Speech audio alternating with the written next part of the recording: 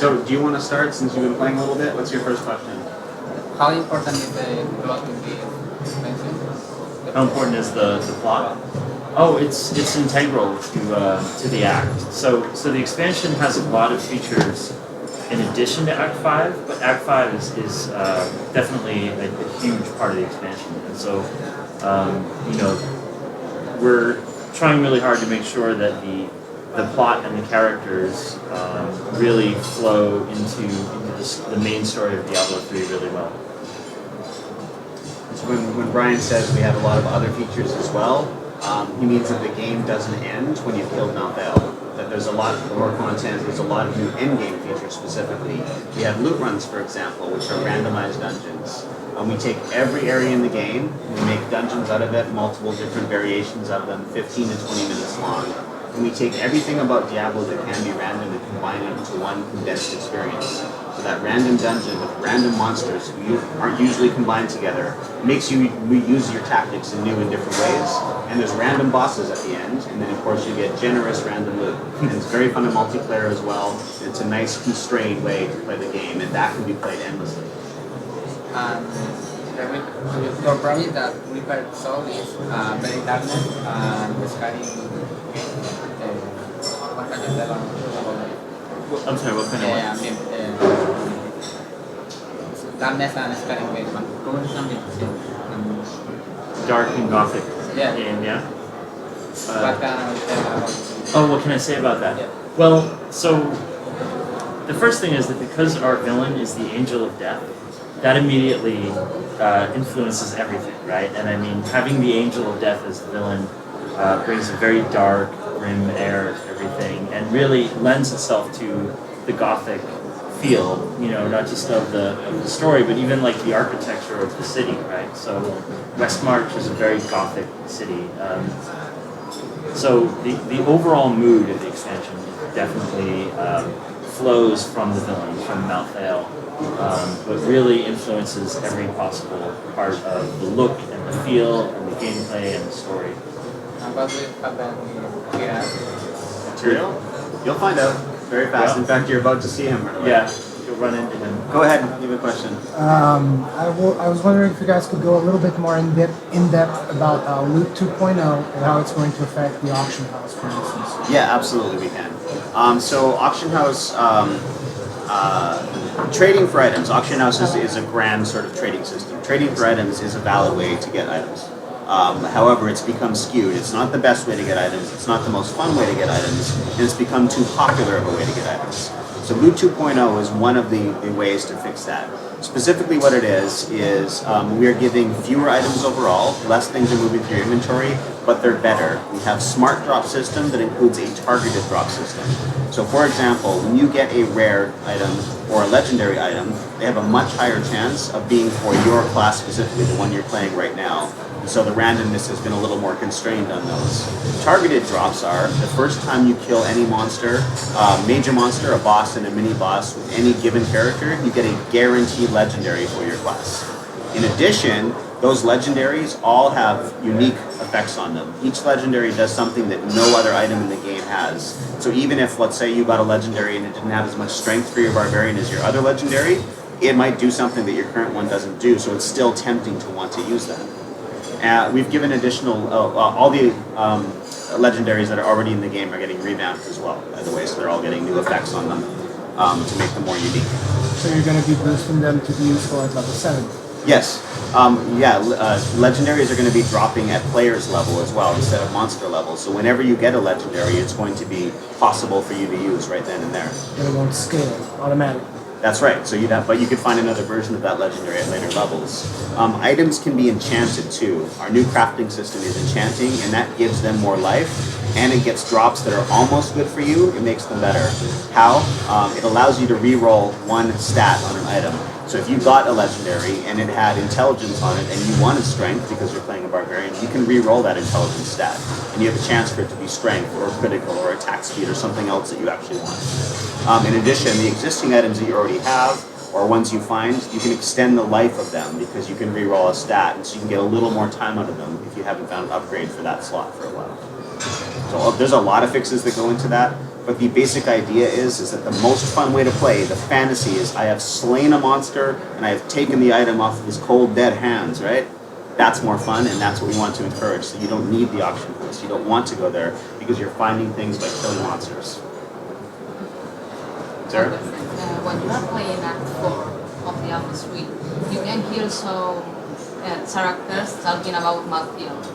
So you were thinking about this already. Yeah, and there's lots of hints about Westmarch as well throughout Act 3. Yeah, in Act 3, all of the soldiers in Bastion's Keep are actually from Westmarch. The city of Westmarch sent them to help defend. So yeah, we planted some seeds here and there. Your follower companion, the Templar, is from the city of Westmarch. Yeah, absolutely. You can talk to the Templar about Westmarch from, I think, as early as Act 1. We've wanted to come to Westmarch for a while. But also, Malthael has definitely been a big part of the Diablo universe. Well, a very quiet part, but an important one for a very long time. So even the fact that if you look in the Book of Cain, that came out a long time ago, they talk about him disappearing, and he went off and nobody knows where he is, right? And so that was setting up the stage for him to come back now. He has become death. And what hero doesn't want to fight death itself? You like developing him as your enemy? Oh, absolutely. I think it's a really huge thing that we've got this different villain now, this different enemy to fight. In Diablo, you've always fought demons, and angels have just been this race that was aloof, far away and didn't care, and maybe a few nice ones like Tyrael. But now suddenly there are angels in the streets killing people. And it's going to change everything. So, and I mean, who doesn't want to fight the Angel of Death, right? And setting him up as a villain, when he disappeared, he was the leader of the Angels forever until he disappeared somewhat recently, and Imperius took over. When major characters disappear, they don't tend to come back with a bunch of gifts from their travels and a t-shirt for you. Tanned and rested and happy, right. yeah. Something bad is going on. Yeah, he disappeared and no one knew where he went. So he was trying to figure out the problem. And the problem was humanity. Humanity is born of angels and demons, and as far as he's decided, and that's what he went off to discover is, well, that means they're half demons, so they must be wiped out as well. So as far as Malthael is concerned, he wants a universe in which only angels exist, and then he'll be happy. And once we wipe out the humans and hunt down the last straggling demons out there, because now that the hero in Diablo 3 got rid of the primeval, right? Then, now we just have to wipe out the humans and the eternal conflict will be over. Frankly, Malthael is very worried about how powerful humans have become because of the hero. He's scared. If they can kill the primeval, because of the Nephilim, yes. If they can kill the primeval, and he's never been able to do that, Yeah. And the PvP mode, the final PvP mode, is included in this PvP has been a difficult struggle, so when we made Diablo 3, we made a very broad PvE game. There's so many skills, and each skill has those 5 runes, and there's so many passives, and so many items, and now we have legendaries that change the effects of skills, and so on and so on. We've made a game that's very complicated to balance when players are fighting versus players. It's a game designed for you to be killing a lot of monsters very quickly. And likewise, you can't kill a lot of players very quickly or they're not going to be happy, and they can't kill you very quickly or you're not going to be happy. So it's been a difficult struggle. So that said, it's still something we want to find a solution to, but we have not found that solution yet, so PvP is not currently being part of the expansion. So earlier you mentioned crafting. There was also something about an artisan and the Mystic Returns. Yes. Can you go into more detail about that? Sure. We had actually announced the Mystic as part of Diablo 3 at BlizzCon. I think it was BlizzCon 2010. And between that time and the time we finished the game, the system that she had we felt could be done better by the blacksmith or the jewelers. We ended up removing her from the game. We actually had her completely recorded and everything. She had a story, she had a way she was introduced, all that was there. So when we say she returns, we found a way to bring her back. So we've given her 2 new crafting systems. Enchanting, the one I explained earlier about re-rolling the stats of items, and transmogrification, which is character customization. Any piece of gear you find, the appearance of it is unlocked automatically in that system, and you can change the appearance of any gear you do have to that.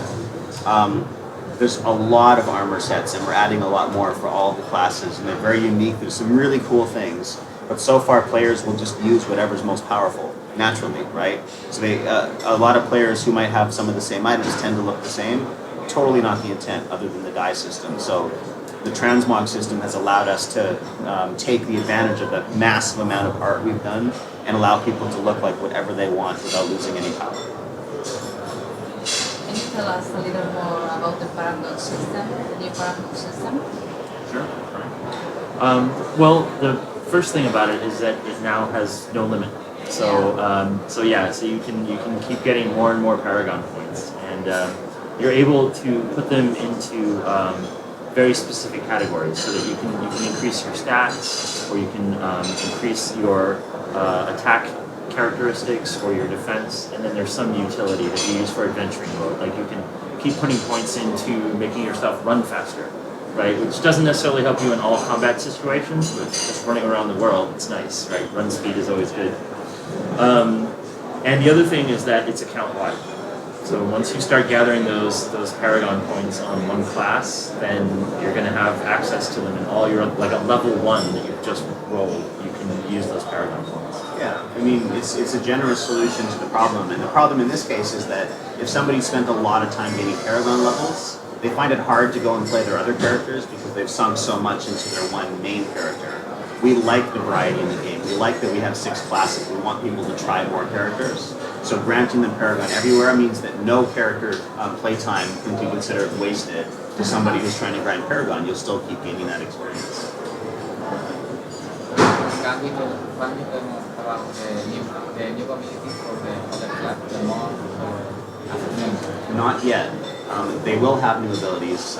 Because we're increasing the cap for normal levels from 60 to 70, they get new skills, new passives, new runes, and they all get new items as well, new custom items, new legendaries, new sets. So the existing classes are getting a lot of new things. We're just not telling you what yet. They're awesome. Can you give us a little bit more detail about the Crusader himself?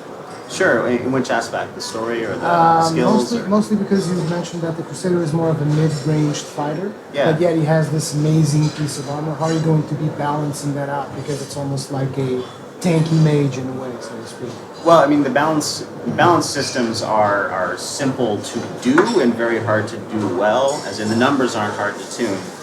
Because he's got ranged abilities as well as being a powerful melee character, it's simply a matter of resource cost, how often he gets to use those ranged abilities, versus how much his base vitality and armor is and all that sort of thing. But the fantasy here is, we said it a number of times, that he's a war machine made human. So what if he was a tank? What makes a tank on a modern battlefield awesome?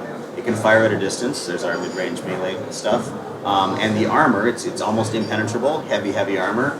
And the armor is part of its weaponry. Because it's so heavy and unstoppable, it can crush houses and towns and villages and roll over troops and things like that. That's what we're trying to transfer into a medieval fighting class. And that's what we're trying to balance as well. So we want him to be good at melee. We want him to have some ranged abilities more than the monk and the barbarian have, so that he stands out from them, but not so much that he becomes a caster class like the wizard, for example. Yeah, I was going to say the mid is the key word in that, the mid-range, right? Like he's going to normally be right in the center of things and surrounded by enemies, but if there's a couple of archers who keep pinging him, and he can't even get to them physically, he can still hit them, or you can try to draw other enemies into him, using the mid-range. Like many of our resources, his primary ability is that he's going to gain more wrath the more enemies that he's fighting. So he wants to be in the middle of melee so that he can cast more often, which encourages him to use both, which makes him stand out from the other classes. So is this new character, the Crusader, like a little present for all Diablo 2 fans? Partly, yeah. I mean, Dark Paladin was one of the basic ideas of him, but he's taken a life of his own, and he only has 2 Paladin abilities from Diablo 2. The one we're showing is Fist of the Heavens, and the other one is Blessed Hammer. Your fans might want to know that one, especially the ones that were into Hammergans, as they were called. And all his other abilities are new. Some of them are reminiscent, like he has the laws. Instead of auras, he has laws. And they work something like the mantras of the monk. They have a passive ability, in which case, this Law of Valor. Do you want to mouse over that one for a second? We have one example for you. Right. So whenever you deal critical damage, or a critical hit, you get extra damage for a while. But it also has an active ability. So when you want to use it now and then with a refresh, you always get the passive. But you can also use it to do extra damage up front as well. And there's 4 different laws, and many of them also affect your party members, which makes him a good co-op character too. And that's similar to auras with different mechanics from the paladins. We belong there in P3, P4, or What's that? Will it be we on belong. consoles? Yeah. Oh. Well, so we haven't actually released Diablo 3 on console yet, right? And Very we haven't, soon, And we finally. haven't released Reaper of Souls on PC yet. So It's premature. It's too early to say. I mean, I'd love to, but yeah, we don't know yet. Could you give us It's fine. could you give us an example of what you meant by an end game for everyone after you finish the main story? Yeah. So end game for everyone. We figure like the end game that we have right now is basically just a little hardcore, and there's nothing wrong with having a hardcore end game. And when we say hardcore, we don't mean hardcore characters that when they die they're dead. We mean in the classic broad gamer sense, right? I think Blizzard prides itself on taking non-hardcore gamers and slowly ramping them up, and by the time they're done, they've found, oh, I'm a They've hardcore become gamer. hardcore, yeah. I didn't realize it, and that's good. And then they hate all the noobs. We're trying to make it more accessible. The loot run system and the Paragon system are both things that are very accessible. You don't have to, have slowly ground your way up through the game multiple times to sort of get to these things. We want to unlock them earlier or find different ways for people to do that. Basically, a lot more variety is the short version of it. So when you reach the end game, when you killed Malthael, you should have more things to do in Reaper of Souls than you had when you had just Diablo 3. And that's really what the focus is. So different player types have different satisfying things they can do, and little teases, little glimmers in the distance. Oh, maybe I should try that thing I didn't know I liked. We keep it nice and accessible and slowly ramp them up into it, and then they become hardcore loot runners, right? Yeah, Before they I think realize it. the feeling that we're looking for on the high level is that you've killed Malthael, and you go, oh, what do I do now? And the answer should be, wow, I have so many things to, I have a lot of different things to try, or it feels like the world is open to me in that way, right? Yeah. As opposed to, okay, well, now I'll start over, And it's a matter of layering and But complexity. you can start over if you want as well, right? Like, it's giving you all those options. Sarah, last question, I think. Together goes up to 7. That means we are going to see new content for Diablo 3 in the future, or not? Sorry, new content in the future? Yeah. Well, Like maybe, other probably. expansions. If you guys want it, as Yeah. fans, and you're still hanging around, let's do it. Yeah. I mean, the one thing I can say with certainty, just because this is what Blizzard does, is certainly after we release this, we'll be supporting this for a while and patching and and many of the patches that come out are so big that they almost qualify as new content, in my mind. So certainly there will be more to come after the expansion comes out in that sense, right? And then as to content, well, as Kevin said, it's up to you guys. Let's wrap this up first. We'll get Reaper of Souls out. Yeah. Then let's talk about that. I think people will be pleased with this. Oh, good. Thank you all. Thank you. Thank you.